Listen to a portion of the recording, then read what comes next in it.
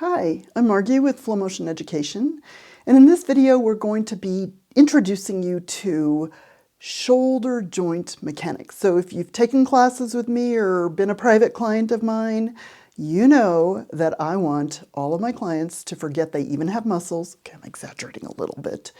And I really want them to be able to visualize, as if they had X-ray vision, their skeleton moving under the covers. So we're going to introduce you here to shoulder joint mechanics, what it actually is happening when you move your arm around and you're moving at the shoulder joint.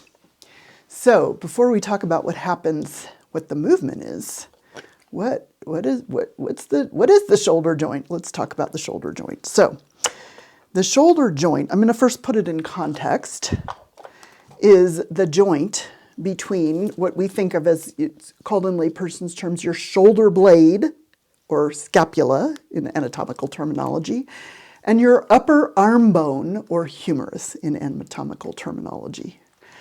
And so a joint is where two bones come together and often where movement occurs. We do have fused joints, but we're talking about movable joints here. So this is what it looks like up close and personal.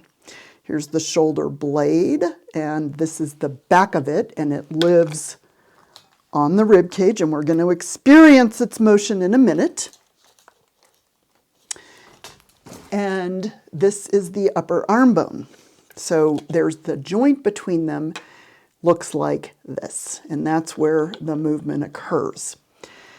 So I often ask my people my clients that I'm working with that come in with shoulder issues, I say, when you do this motion, these motions, point on the skeleton where that movement is occurring. And most people are partially correct, and they point to the shoulder joint. And that's partially correct. But actually, I'm going to actually keep the skeleton. There's another, it's not technically a joint, but there's another place that's really important for movement to occur for you to have healthy functioning moving your arm around at the shoulder joint. And that other articulation is the shoulder blade needs to be able to move on the rib cage with the arm.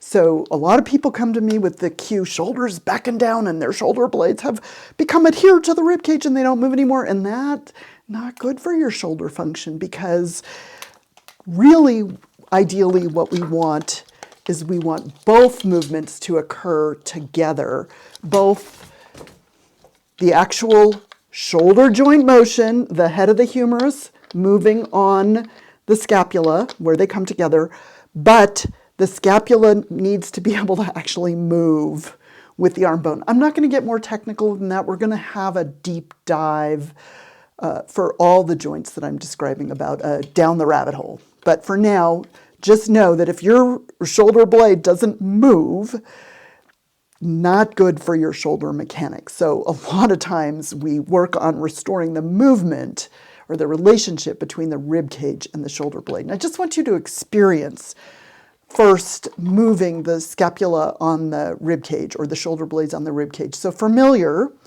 will be, we're going to do these movements. We're going to glide the shoulder blade up. We're going to glide it down. We're going to glide it away from the spine and toward the spine. And we'll actually do both shoulder blades at once. So just do this with me. Shrug your shoulders up and say, oh, that's my shoulder blade sliding up the rib cage. Slide them down. That's my shoulder blade sliding down the rib cage.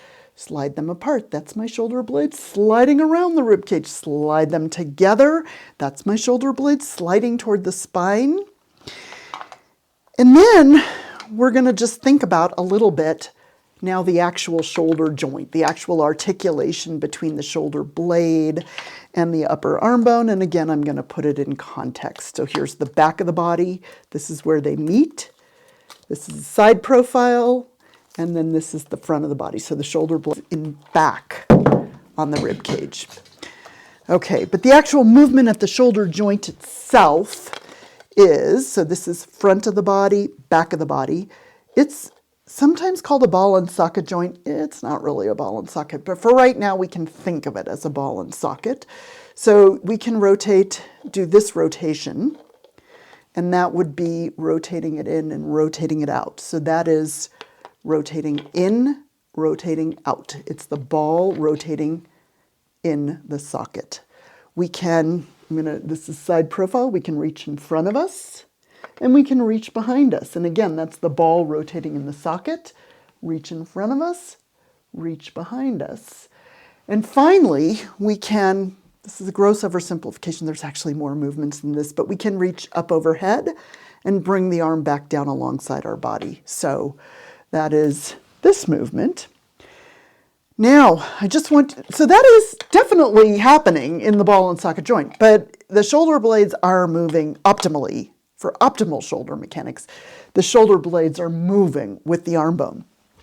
And just to experience that, pinch your shoulder, do the cue, shoulder blades back and down, and try to move your arm, keeping your shoulder blades back and down. How'd that work for you? And now just do a little bit of the motions, glide up, glide down, glide apart, glide together, telling your brain, yeah, it's okay for them to glide on the rib cage, allowing them to glide. Just do the same movements and see how different it feels. So that's your little introduction to shoulder joint mechanics, and there will be Down the Rabbit Hole shoulder joint mechanics coming up soon.